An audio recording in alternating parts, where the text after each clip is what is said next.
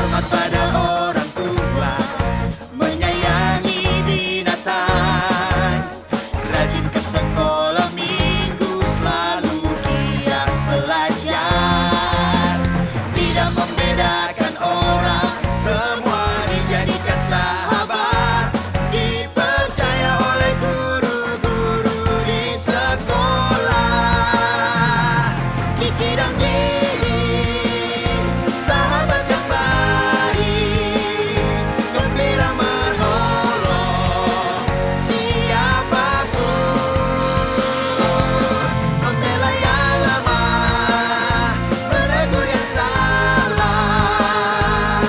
Kiki dan Didi, sahabat yang asyik.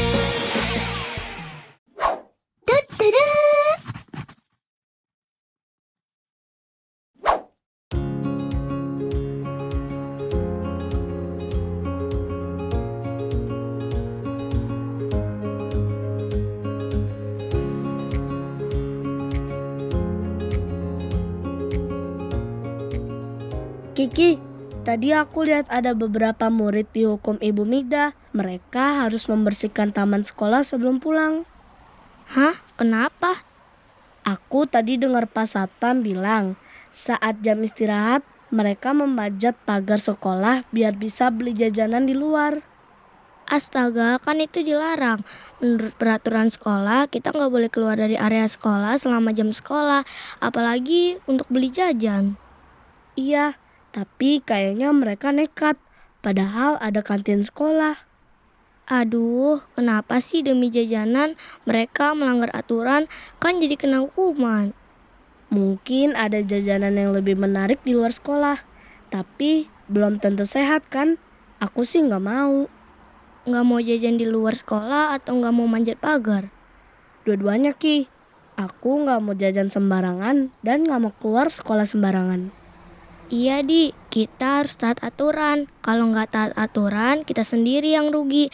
Malah kita bisa celaka karena jajan sembarangan atau jatuh dari pagar yang tinggi. Belum lagi dapat hukuman dari sekolah. Iya, melanggar aturan itu akibatnya nggak enak, Ki.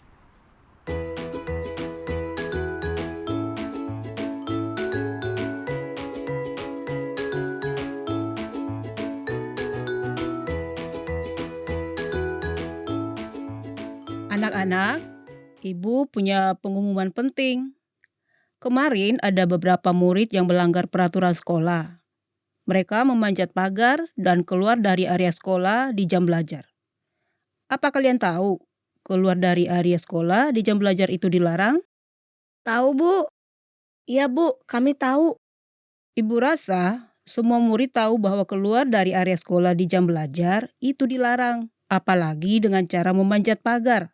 Selain melanggar aturan sekolah, hal itu juga membahayakan. Bayangkan kalau mereka jatuh dan terluka. Waduh, pasti sakit banget itu Bu. Lebih parah dari sekedar dihukum. Nah, itulah akibatnya dari berbuat salah. Kadang bukan hanya kena hukuman, tapi juga bisa celaka. Mereka bilang keluar dari area sekolah karena ingin membeli makanan di luar. Bagaimana kalau makanan di luar sekolah itu tidak sehat? Mereka bisa sakit. Untung aku nggak berani beli makanan di luar sekolah. Aku juga nggak berani keluar dari area sekolah. Apalagi di jam pelajaran. Kalau aku diculik, bagaimana? Itu bagus, Anita. Peraturan itu dibuat untuk menjaga keselamatan kalian. Kamu selamat karena tidak ikut melanggar aturan. Kalau kita melakukan hal yang benar, kita akan selamat dan mendapat hal baik. Berarti kalau kita patuh dan tidak melanggar aturan, kita akan lebih aman ya, Bu? Betul, Didi. Itu prinsip penting dalam hidup. Kalian juga jangan mau diajak untuk melakukan hal-hal yang melanggar peraturan. Mungkin kalian akan ditertawakan dan dianggap tidak berani. Tapi, Ibu ingatkan, kalau kalian tetap bertindak benar, kalian tidak akan kena masalah. Tapi Bu, orang-orang yang melanggar peraturan itu kok kelihatannya baik-baik saja. Mungkin sementara waktu kelihatan baik-baik saja.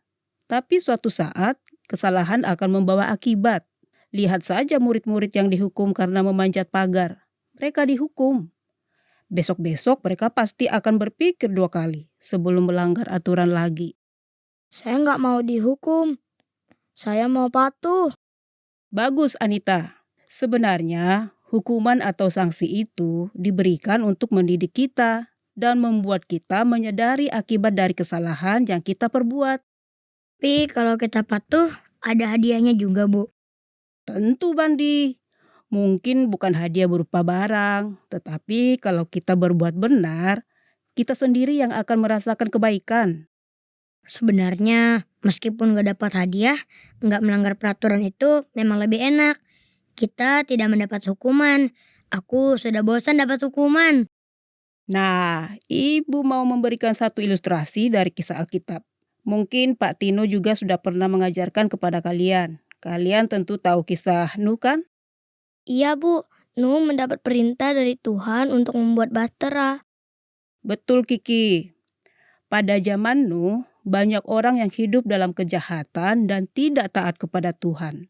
Tuhan sangat kecewa dan marah. Tuhan bermaksud mendatangkan air bah untuk memusnahkan orang-orang yang jahat. Tapi karena Nuh hidup benar dan taat kepada Tuhan, ia diselamatkan. Itulah mengapa ia mendapat perintah untuk membuat bahtera. Iya Bu, yang selamat hanya Nuh, keluarganya, dan binatang-binatang yang dibawa ke dalam bahtera. Betul, Didi. Nuh tetap hidup benar meskipun orang-orang di sekitarnya hidup dalam kejahatan.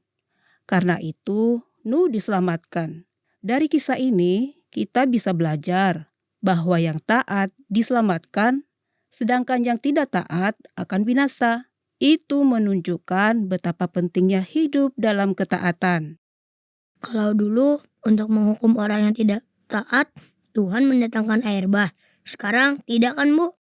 Tuhan memang tidak mendatangkan air bah lagi untuk memusnahkan orang-orang yang hidup tidak benar. Tetapi tetap ada akibat dari setiap perbuatan kita. Kalau kita berbuat benar, kita akan mendapat hal-hal baik. Sebaliknya, kalau kita terus berbuat salah, kita juga akan menanggung akibat yang merugikan.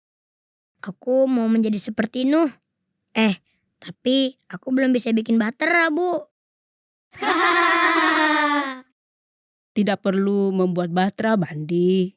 Cukup dengan menjadi anak yang taat dan bertanggung jawab. Kalau sebelumnya kita pernah melakukan kesalahan, Tuhan selalu memberi kesempatan untuk bertobat dan berubah menjadi baik. Mulai sekarang, saya mau lebih taat. Nah, itu semangat yang bagus.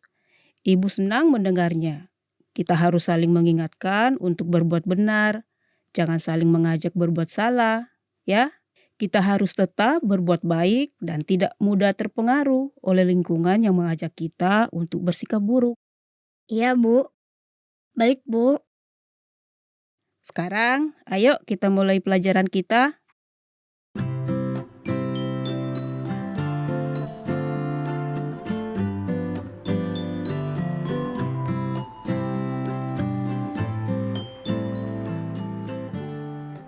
Bagaimana tadi latihan pianonya, Di?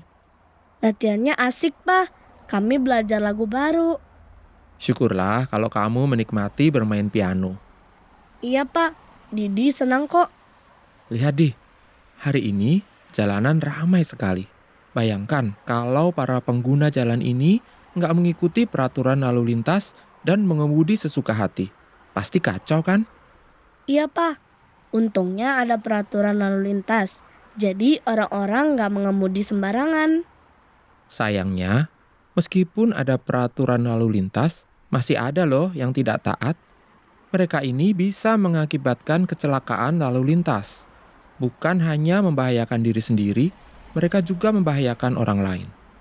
Iya Pak, kenapa sih masih ada saja orang yang nggak mau taat? Mungkin mereka nggak memikirkan akibat dari perbuatan mereka. Padahal kalau semua mau taat, meskipun jalanan ramai, berkendara di jalan akan tetap aman dan selamat. Ternyata kalau kita taat pada peraturan dimanapun, hasilnya baik ya Pak? Iya, Di. Dimanapun kita berada, taatilah peraturan yang ada. Peraturan itu dibuat dengan tujuan baik. Orang yang tidak taat pada peraturan itu merugikan dirinya sendiri dan orang lain. Oke, Pak. Didi mau taat pada peraturan supaya semuanya baik. Gitu dong, anak papa.